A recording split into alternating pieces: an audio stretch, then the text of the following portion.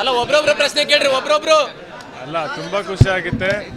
ನಾವು ಈ cinema cinema ಶುರು ಮಾಡೋಕ್ಕೆ ಮುಂಚೆನೂ ಸ್ಕ್ರಿಪ್ಟ್ ಬಂದ್ಬಿಟ್ಟು ನಾವು ಮಂತ್ರಾಲಯ ಪೂಜೆ ಮಾಡಿಸ್ಕೊಂಡು ಹೋದ್ವಿ. ಇವಾಗ ಶೂಟಿಂಗ್ ಎಲ್ಲ ಮುಗಿದಿದೆ, ಸಿನಿಮಾ ರಿಲೀಸ್ ಆಗ್ತಾ ಇದೆ.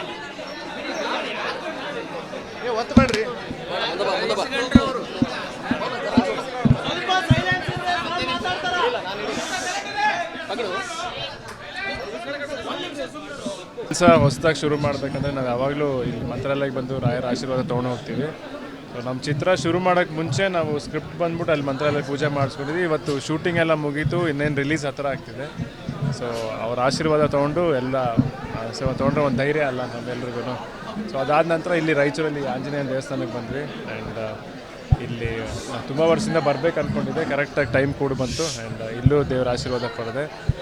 ಎಲ್ಲ ಎಲ್ಲದಕ್ಕೂ ದೇವರ ಆಶೀರ್ವಾದ ಇರುತ್ತೆ. ನಾನು ಈಗಲೇ ಹೆಂಗೆ ಹೇಳೋಕ್ಕಾಗುತ್ತೆ ಸರ್, ಒಟ್ಟಿನಲ್ಲಿ ಆ ಮನುಷ್ಯನಲ್ಲಿ ಒಳ್ಳೆತನನ ಕಾಪಾಡ್ಕೊಬೇಕು ಅನ್ನೋದೇ ಮೇನ್ ಮೆಸೇಜ್ ಇರೋದು.